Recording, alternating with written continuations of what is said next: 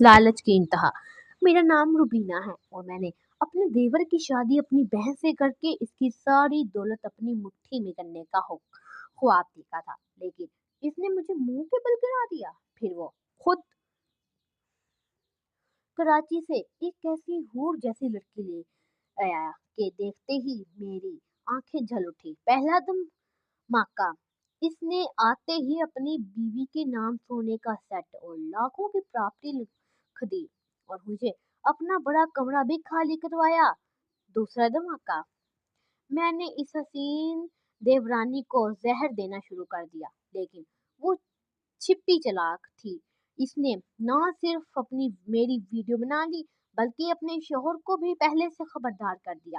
جب میں نے رات کے اندھیرے میں گھونگھٹ نکال کر اسے سے ساری جائیداد مانگی تو اچانک روشنی ہوئی اور میرے سامنے پولیس، میرا دیور اور وہ زندہ دیورانی کھڑی تھی۔ آج میں اسی کے گھر سے نکل گئی ہوں اور اپنے لالچ پر آنسو بہا رہی ہوں۔ میرا نام روبینہ ہے۔ میری شادی کو ابھی چند ماہ ہی ہوئے تھے کہ گھر میں میرے دیور فرحاد کی شادی کی باتیں شروع ہو گئی۔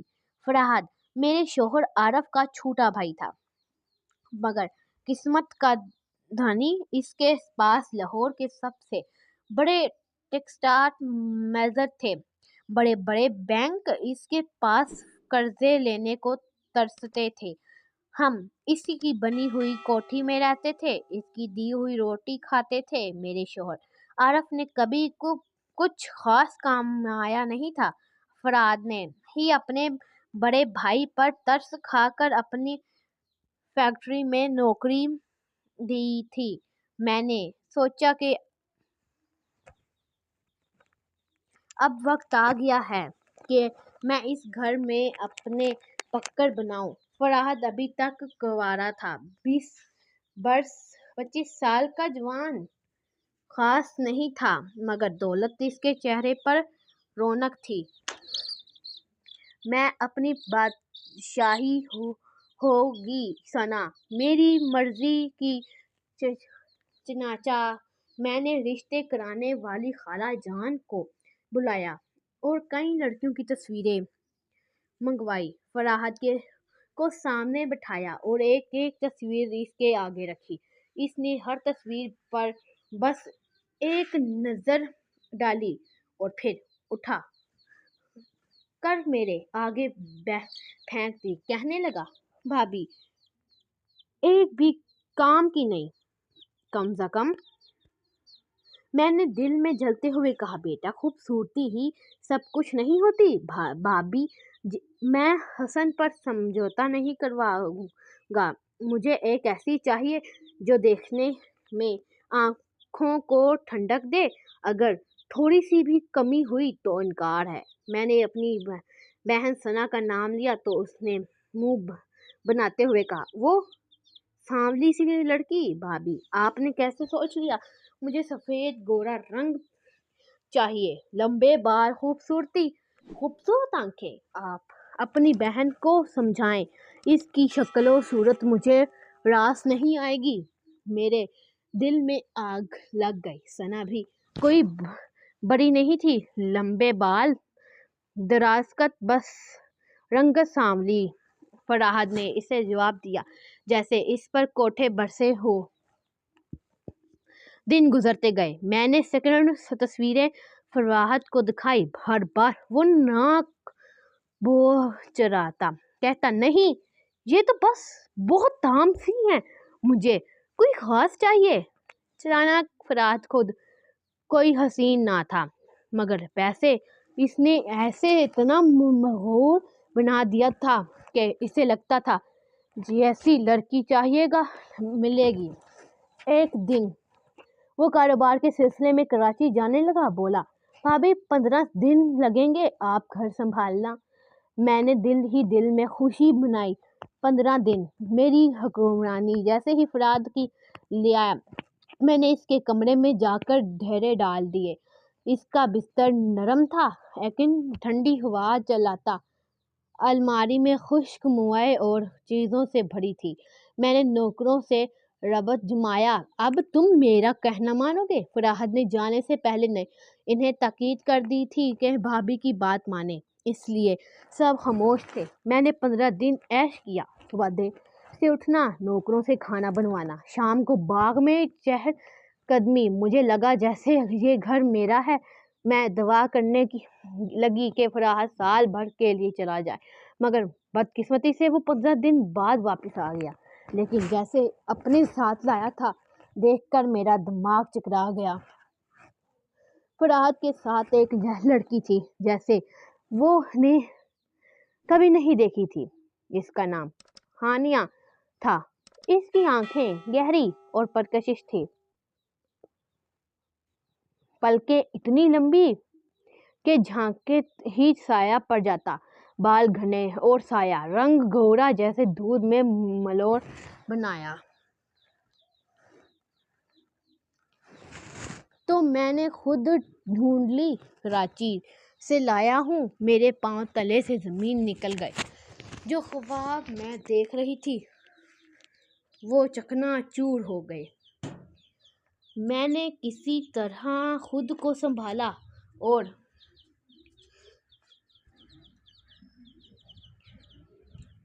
چبری مسکراہٹ بنا کر ہانیہ کو گلے لگایا، بولی، بہت خوشی ہوئی بہو آئی ہے میرے گھر، لیکن دل میں زہر گھول رہا تھا۔ اتنی خوبصورت لڑکی، اتنی کم عمر، یہ تو میرے دیور کو پاگل کر دے گی، پھر میری کیا حیثیت رہ جائے گی، اور سب سے بڑھ کر یہ میرے بچوں کی حیثیت چھین لے گی۔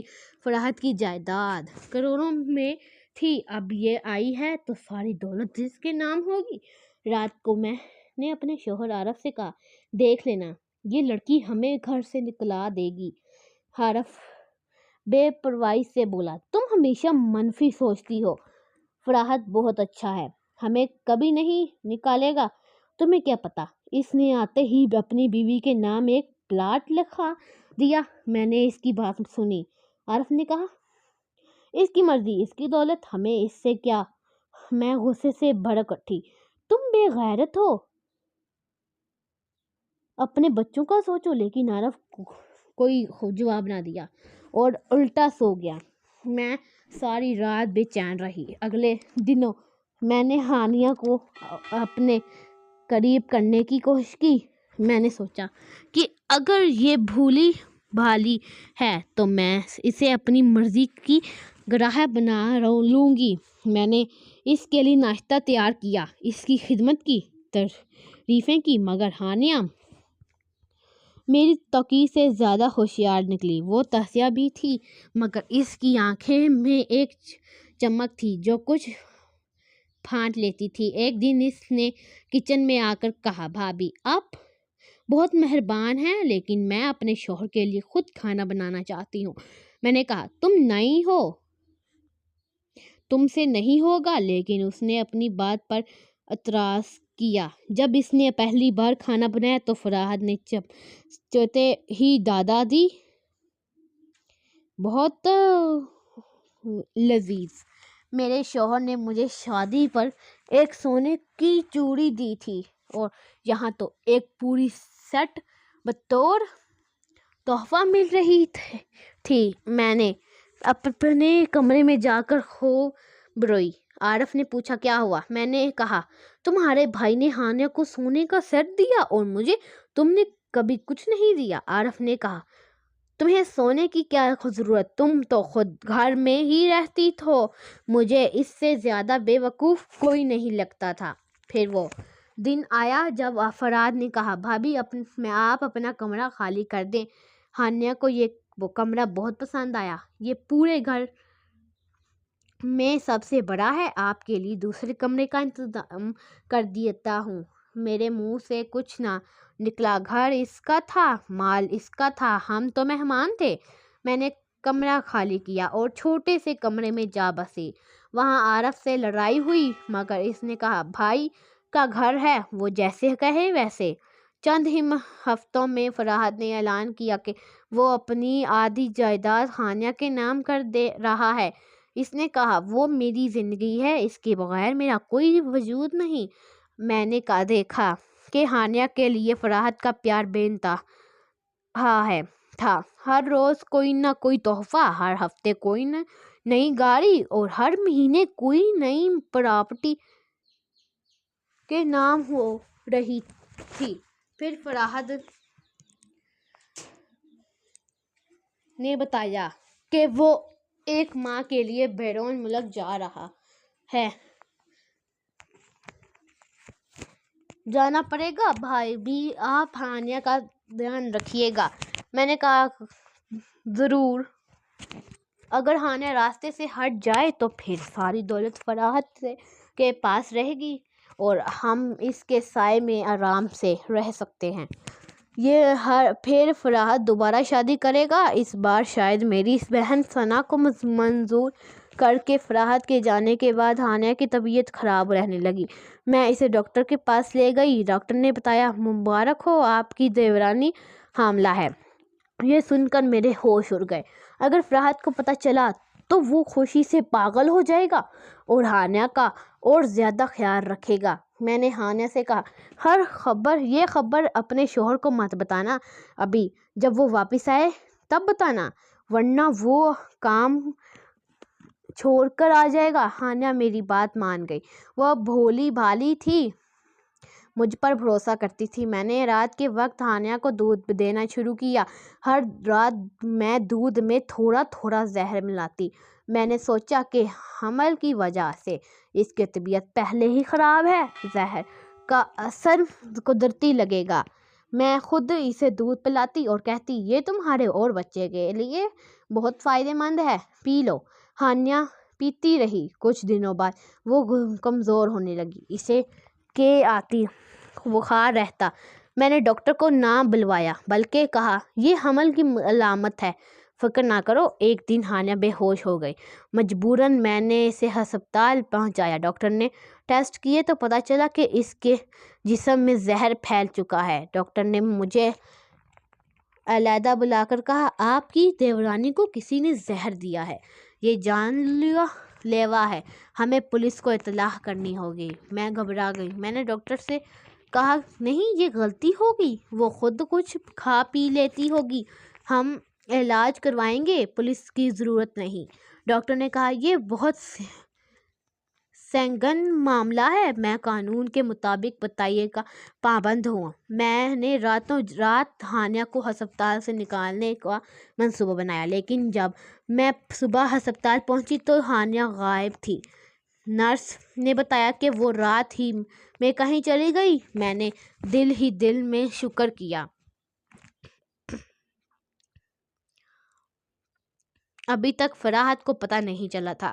میں نے عارف سے کہا کہ کسی کو کچھ مت بتانا، فراحت جب آئے گا تو ہم کہیں گے کہ ہانیہ بھاگ گئی۔ 15 دن بعد فراحت واپس آیا۔ میں نے گھونگھٹ نکال کر اس کے کمرے میں بیٹھ گئی، لائٹ بجھا دی اور دھیمی آواز میں بولی دیور جی، پہلے اپنی ساری جائیداد میرے نام کرو، پھر میں گھونگھٹ اٹھاؤں گی اور اپنے قریب آنے دوں گی۔ آنکھوں میں غصہ اور دکھ دونوں تھے۔ بولا بس کر بھابھی، کچھ شرم کر، تم اتنی نیچے گر سکتی تھی؟ ہانیہ نے تمہارے زہر دینے کی پوری ویڈیو بنا لی تھی، اس نے مجھے پہلے ہی بتا دیا تھا۔ میں ملیشیا نہیں گیا تھا بلکہ یہیں کہیں چھپا ہوا تھا، تمہارا اصلی چہرہ دیکھنا چاہتا تھا۔ میں سہم گئی۔ ہانیہ نے کہا بھابھی، میں نے تم پر یقین کیا تھا، لیکن جب تم نے زہر دینا شروع کیا تو میں نے شکر کیا کہ میں نے اپنے شوہر کو فون کر لیا تھا اور ڈاکٹر سے بہانہ کر کے ہسپتال سے چھپی تھی۔ اب تمہارے خلاف مقدمہ درج ہو گیا۔ میں نے فراحت کے پاؤں پکڑ لیے۔ مجھے معاف کر دیں، میں تیری بھابھی ہوں، تیرے بھائی کی بیوی۔ فراحت نے کہا تم بھابھی نہیں، شیطان ہو۔ میرے بھائی عارف کو کہتا ہوں کہ تمہیں طلاق دے دے اور تمہیں گھر سے نکال دیتا ہوں۔ عارف وہاں موجود تھا، اس کی آنکھوں میں آنسو تھے، لیکن اس نے کچھ نہ کہا۔ فراحت نے اسے کہا भाई तुम्हारी बीवी जहर खोर है। मैं तुम दोनों को इस घर से निकालना था हूँ, लेकिन तुम मेरे भाई हो, इसलिए तुम्हें किराए का मकान दिलवाऊंगा। किराया भी मैं दूंगा, बस इतनी दूर रहो मुझसे। हमें इस रात ही घर से निकाल दिया गया। अपने बच्चों के साथ एक छोटे से कमरे में रहने लगी। आरफ मुझसे बात नहीं करता।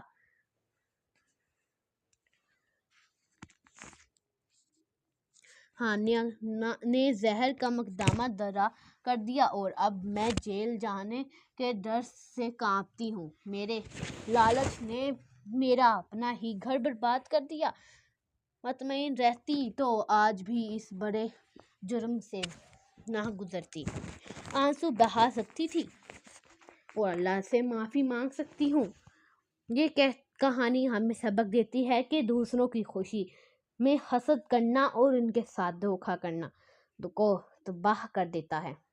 जो लोग अपने रिश्तेदारों से मोहब्बत और खलूस से पेश आते हैं वही सुकून पाते हैं, वरना लालच को वहाँ पहुँचा देता है जहाँ ना कोई सुनने वाला होता है ना अपने सुनने वाले होते हैं। अगर हमारी कहानी अच्छी लगी तो लाइक करें और हमारे चैनल को सब्सक्राइब ज़रूर करें। शुक्रिया।